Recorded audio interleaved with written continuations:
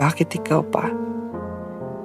Bakit ikaw pa ang aking nakita sa dami-dami ditong tao sa ating bansa? Bakit ikaw pa? Bakit hindi na lang iba? Kung pwede lang sanang turuan ng puso kong ito ay gagawin ko. Kahit mahirap ay pipilitin ko para lang mawala ka lang sa isip ko.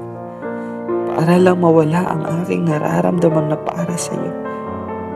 Masyado nang masakit. Masyado na akong nasasaktan sa nararamdaman kong ito para sa iyo. Nasimulat sa pool ay malabo itong masuklian ng pag-ibig mo dahil ang pagmamahalang ito ay di tugma sa kagustuhan mo. Dahil apoy ka, tubig ako.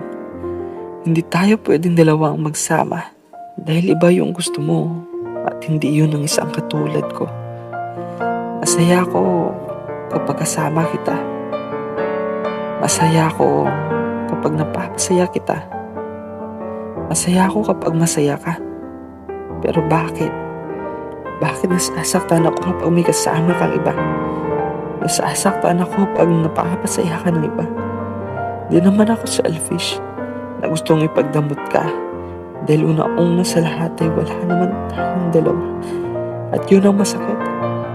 Masakit dahil kahit kailan hindi tayo pwedeng dalawa. Wala tayong pag-asa dahil nakatira tayo sa lipunang mapanghusga. Gusto na kitang kalimutan. Masyado na akong nasasaktan. Masyado na akong apektado kapag pangalan mo ng pag-uusapan. Masyado na akong umaasa na baka masuklian mo.